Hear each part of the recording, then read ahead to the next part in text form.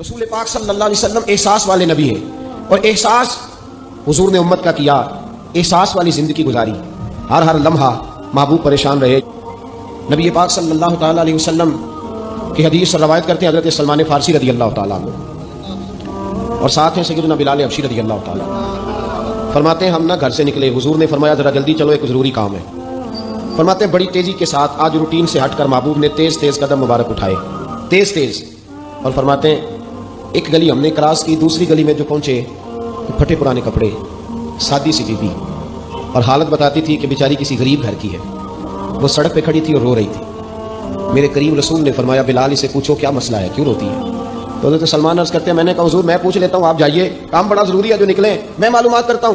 تو محبوب نے فرمایا نہیں، اس کے آنسو پوچھنے سے ضروری کوئی کام بھی نہیں، پہلے اس کی داد رسی ہوگی، اسے پہلے پوچھا جائے گا۔ روتے نہیں رہتے لوگ، گھروں میں لوگ گزر نہیں جاتے چپ کر کے، کتنے لوگ تڑپتے، کون احساس کرتا ہے؟ نبی پاک سید عالم صلی اللہ علیہ وسلم رکے اور اس خاتون سے پوچھا کیا بات ہے؟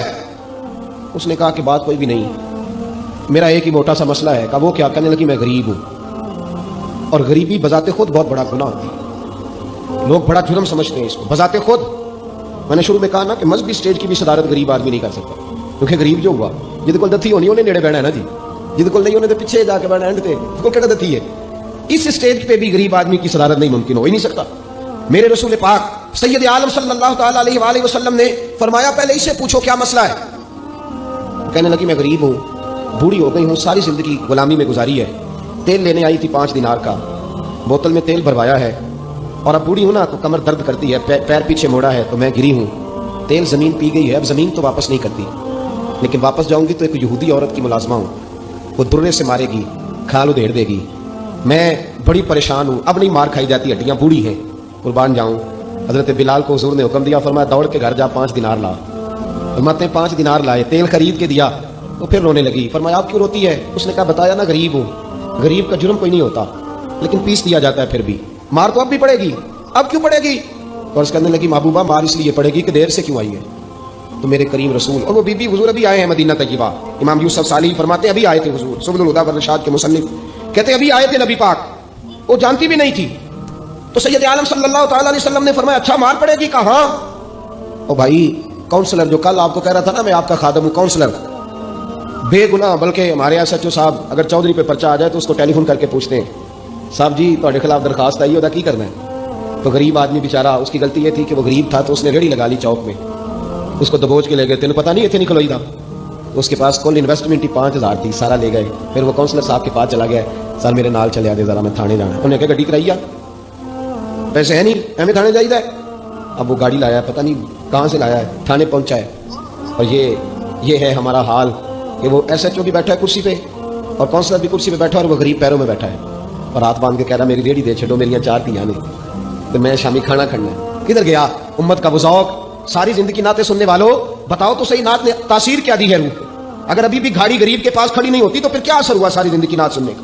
میرے مصطفیٰ کریم سید عالم صلی اللہ تعالیٰ علیہ وسلم نے فرمایا اس خاتون سے، یہاں کاؤنسلر ساتھ نہیں جاتا، کہتا کر دیا ٹیلی فون، سویرے 9 بجے پہنچ جانا۔ اور کائنات کی سب سے معزز شخصیت حضرت سیدنا بلال حبشی رضی اللہ تعالیٰ عنہ فرماتے ہیں میرے نبی پاک نے فرمایا بی بی چل میں تیرے ساتھ چلتا ہوں، گویا اللہ کی ساری رحمتیں اس کے ساتھ ساتھ چلنے لگی۔ اور آگے آگے نہیں، ساری کتابیں پڑھ لو، وہ پھٹے پرانے کپڑوں والی بی بی آگے آگے اور اللہ کے کریم رسول پیچھے پیچھے، ساری گلیاں اس نے پھرائی، مدینے کی صحرا آ گیا، ایک دروازے پہ دستک دی، سے مالکن آئی، وہ بی بی بعد میں کہتی ہے میں بھی بڑی ڈاڈی تھی، طاقت ہی نہیں تھی میرے سامنے کھڑا ہو سکے، لیکن جب میں باہر نکلی تو میں نے نور کے حالے میں لپٹی ہوئی ایک عظیم ہستی کو دیکھا۔ فرماتے محبوب کے گورے چٹے رنگ کے اوپر کالی زلفیں اور محبوب پاک کی مقدس آنکھیں جب تک بات کرتے رہے نظریں زمین پہ جھکی رہیں۔ شرم و حیا والے رسول نے بڑے میٹھے، بڑے دھیمے، بڑے خوبصورت لہجے میں کہا، بریلی کے امام فرماتے ہیں نیچی نظروں کی شرم و حیا پہ درود، بڑے دھیمے لہجے میں فرمایا تیری نوکرانی ہے تیری؟ عورت کہتی ہے میں تو حضور کے جلووں میں محو ہو گئی کہ سادگی میں اتنا حسن میں نے دیکھا ہی نہیں، تیری نوکرانی ہے؟ کہا تو میرے محبوب نے فرمایا بیچاری کی غلطی کوئی نہیں، اسے مارنا نا، اس سے تیل گر گیا تھا، نیا خریدتے دیر ہو گئی، رو رہی تھی تو میں سفارش کرنے آیا ہوں۔ وہ خاتون کہتی ہے کسی کی نہیں مانی تھی، پر محبوب کے جملوں میں تاثیر اتنی تھی ککھ سواد نہیں مشری اندر، اسا کھنڈا می چک ڈٹھیاں، انہاں ساریاں شیواں نالوں گلاں سجن دیاں مٹھیاں۔ فرماتے ہیں نبی پاک صلی اللہ تعالیٰ علیہ وآلہ وسلم نے فرمایا کچھ نہ کہنا، کہنے لگی نہیں کہتی، میرا وعدہ رہا، کچھ نہیں کہوں گی۔